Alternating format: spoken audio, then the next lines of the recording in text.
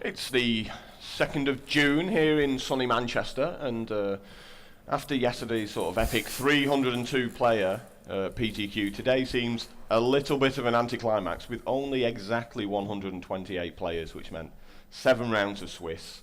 But still, you know, getting through 10 rounds of Swiss and 10 rounds in total and coming out victorious was somebody who just came up short yesterday. So congratulations to Andrew Devine, well done. Thank you very much. What was your overall record over the 2 days then? 18 wins, 2 losses, 2 draws. So you would say the draws were IDs. So you say that this deck here that you've been playing is a pretty solid deck for you? Oh yeah, definitely. So I mean, I play midrange a lot. I play aggro a lot. Like everyone knows me when they sit down that they're going to be playing green, white, X. It might just be green, white. It might be Bant. It might be Junk. It might be Naya. So you said Naya. Take us through a little bit of this Naya list and why certain things were in the deck because of why they were in. So you got the 4 Avacyn's Pilgrim, the 4 Voice of Resurgence, which seems absolutely essential. Voice is the new addition. Basically, we built the deck. Like at the Sheffield PTQ, I played a Bant aggro deck, like my own brew, because it was really good versus aggro matchups. I played aggro 8 times, went 5 and 3 because I lost to some random matchups. After that, we booked tickets for Glasgow. Did me and James Tim. And we did a little bit of research on what people were playing up there, and there were a lot of Esper up there. So James made this deck, I helped him tune it, and we built it specifically just to beat Esper. And we went up to Glasgow. We both made day 2 with the deck, and I lost to Esper in the quarterfinals, obviously. And basically, recently, Voice got printed, so we just added it to the deck. So obviously, Voice is really good versus Esper. So the deck that we built to beat Esper got Voice added, and I lost in the semi-final to Esper yesterday. So obviously Esper being your best matchup, what's the bad matchup? What's the one that just like the only one that I really struggled with was green red aggro. It one drop. Like I'm making a Reckoner or a thingy Smiter early, but if they have the Rampager, and if they won the coin toss as well. Yeah, well, I don't know. Even on the draw, I played against it yesterday against Henry Edmondson, and I won the dice roll. I lost most of it, and then I felt confident. And then it was just like, make a Smiter, and it's like, okay, Rampager over the top of that, make another Smiter, Rampager over the top of that. You're taking so much damage, burn, and you're dead. And I was like, I played a slightly different list at the PTQ yesterday. I didn't have the Sledge and Charm main deck. I had 2 Sledge and Charm mains deck today. That's what I had in Glasgow. So you had the Charms in the sideboard originally? I had 2 Sledge and Charms in the sideboard yesterday. And you kept bringing them in all the time, and you went, the thinking is like, after getting run over so fast, I wanted some more 2-drops. Like, the only thing that I've got less than 3 mana is the Avacyn's Pilgrims and the Voices. And, 1 in 8 cards, you're not going to get... You get so many hands. So I imagine it would be a deck that wouldn't mulligan so well if your curve starts at 3. Because sometimes you can mulligan and never get off that the curve land. Starting at 3's an issue sometimes, especially against some decks like I bought out the Avacyn's Pilgrim decks against decks with a lot of sweepers, so there's not much action early on. So I cut the Garruk and I cut the 4th Bonfire to add the Sledge and Charms. You keep the 2 land and the Avacyn's Pilgrim, and then they kill the Pilgrim. You never see the 3rd land. That's the problem with the deck. Like the Sledge and Charm ambush. It can be a creature when it needs to be against them decks. It can exile when they go for the Gorkhan Rampage. It can trample themselves. It's a very versatile spell, but it brings the curve down on the deck, so I've got a little bit more action. How did you come about with the sideboard then? What's the thinking behind that?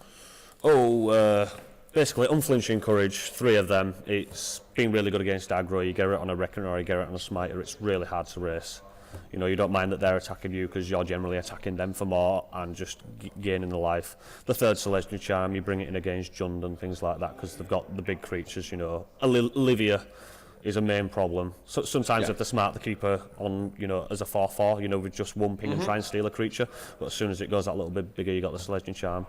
Rurik Tar, I added that today. It felt like a bit more high impact than Aurelia the War Leader, because Aurelia can be dealt with an instant speed removal spell, whereas Rurik Tar, it comes down and the removal spell's costing them 6 life. The Blasphemous Act is to turn things on the head. I've got 4 Reckoner main, and everyone knows Blasphemous Act and Reckoner is a good plan, so you got them for aggro. Speaking of Blasphemous Act and Reckoner, I've got 1 safe passage, because when I play against the Aristocrats and they've got the Boris Reckoners and the Blasphemous Acts and they go for it, you just play safe passage. It's like, None of my stuff dies. I take no damage. All of your stuff dies. Yeah. So they never see that coming. And then there's a few more high-end cards like Garruk, Primal Speaker, obviously like Jund Control with the Angel of Serenities, Assemble the Legion, a couple of Oblivion Rings there, general purpose, and I always like the one Rest in Peace. So what was the weakest card that really didn't do much out of the sideboard? What? I wouldn't say it's a weak card, but I didn't board the Unflinching Courages in much today. But that's a good thing because I didn't play against the green-red aggro deck as much. I played. Do you think a lot of standard is like that right now? That you have your good matchups and then there's always going to be one unwinnable matchup, and very often people overcompensate and just put like fill the sideboard up. Wait, it's like in Modern. I play green-red Tron, and people are like, "How do you fix your Infect matchup? How do you finish?" Like, I don't. Just pray you don't see it. Yeah, you pray you don't see it, or accept that you're going to reinforce everything else, and you're going to go through the Swiss. You're going to come against Infect. It's probably going to be a loss unless you got like the Pyroclasm into the can. But it's a bad matchup. You can't weaken against the rest of the metagame just because you got a bad matchup. You just got to accept it. Do you think that the standard at the moment is just the most open it's been in years? Yeah, I think standard is fantastic at the moment. It really is. It could all stop if you could play any deck you wanted. If they reprinted like Blood Moon in M14, it'd all. That would be three-colour deck out the window. Everything would be over. Everything would be you just ramp into a turn Forest. 2 Blood Moon and you'd win against 80% of the current field right now because Yeah. everyone's just playing Shocklands. Even Ghost Quarters golden against a lot of people. I mean, it's awkward. Like everyone's trying to jam so many colours into the deck that they can't take advantage of how good Ghost Quarter is because it doesn't just colour screw people when it needs to, but it also takes out the ability lands like Nephalia, Drownyard, and Wolfrun and stuff like that. But yeah, you can play any deck in standard and it do well. Like I haven't just been playing this like every FNM and game day. I've played a different deck. Yeah. But this has just felt so consistent and been so good that when it's come to a bigger event, I've gone back to this.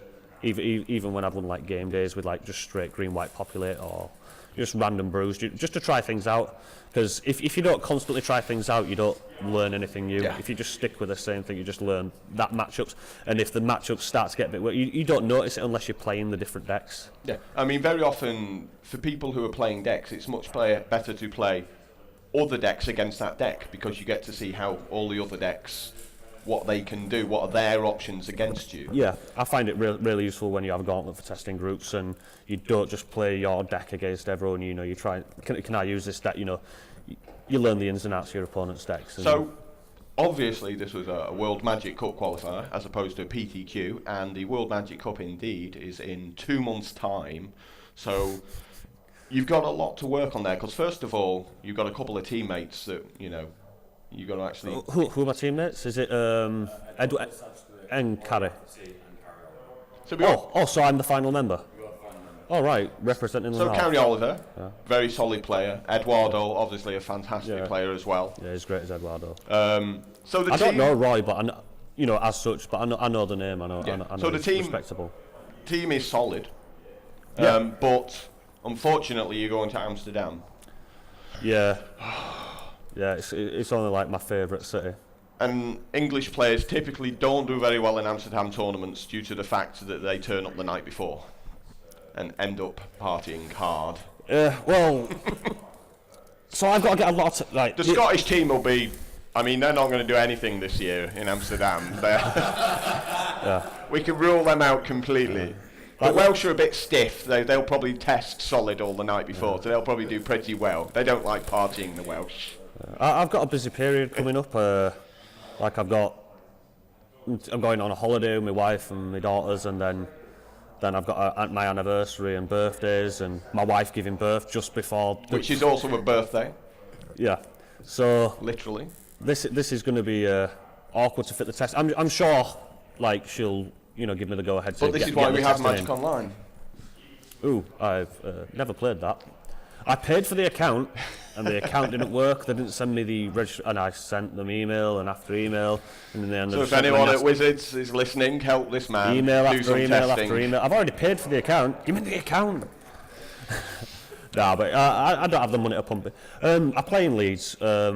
There's a lot of decent players in Leeds. There's a few, PTQ winners and stuff like that. We've got a good close group of people. I mean, it's a really interesting thing that you say that you live in Leeds because, like, people in America typically, when you get to the World Magic Cup, they can be other ends of the country. One will win from California, one will win from New York. Yeah. And they get together, and it's no problems because flights are pretty cheap in America. Everything's so expensive in the UK that to travel half the country. Well, just I wouldn't say pretty everything's much. so expensive in the UK. I would say as you go further south, it gets more expensive. Certainly petrol, though, Yeah. doesn't help us a lot. Yeah. So I have difficulty travelling south. it's going to be Cost-wise. I don't drive, so it's always, you know, like keeping people happy. Come on, can you give me a lift? Or, you know, you want to be driving down there. Don't you? Doesn't always work, but I get to the only events I can afford to and where there's a driver and stuff like that. but the format indeed for the World Magic Cup, I mean, the team event's going to be a beautiful thing to do, because in previous years we always had to have one person sitting out at the team events. So everyone sort of took their turns, whatever was the weakest, and now this year there'll be none of that. Everyone will be involved with everything, which is, I think, you know, inclusion. I think that's good. I was a little worried because obviously the other 3 players. You were on the worried team, you were the weak link, and they'd just say, "No, you're sitting out every event." No, I'm not saying I'm a bad magic player. Don't watch the coverage. Don't watch Game 2. It's just They've that. already watched it. This is coming after the. Oh right. Sorry about that. It's just them 3 are more familiar with each other, and I'm not very familiar with them. And Yorkshireman. obviously there's the north-south divide there. I was a little worried that I was going to be the guy like watching the side, rooting, yay. But no, it'd be really good to play. And like I say, I will put the effort in. Is it still triple format, or multiple formats, or is it? Yeah. Yes. So there is an opportunity for me to say I'm not very familiar with Legacy, but I am. Build me a deck. I love Modern. Carrie will build everything, though. Yeah. Well, Eduardo certainly will as well. Yeah. I love Modern. I'm quite good at Modern. I've got a lot of decks already built. I don't own all the cards, but what I don't own is proxied, you know, so that the decks are ready there for the testing. And I've got a gauntlet. I've been saying all Wizards week. aren't big on proxies. They don't like that. They like you buying the cards. I will buy. This is why they're printing Modern Masters, so all my decks will be finished in a couple of weeks' time. Maybe. Anyway, been lovely talking to you, and I'm sure you'll get on fine with the other 3 players in the English team. I just hope that the birth isn't late and Your wife's coinciding with birth, it. this is, Yeah. as opposed to yours. Yeah. But as long as they don't coincide, I should be fine. Okay. Well, fantastic. Again, you know, congrats to Andrew Devine, and thanks with everyone for sticking with the coverage here over 2 days. And I'd just like to say thanks for James Tim for coming up with the list originally and letting me work on it with him. And I was going to say, if you've got any shout-outs you want to give, now's a good time to plug your local shop. Leeds. I'm a Man United fan, so we'll cut it off here. Oh, all that stuff I was saying earlier.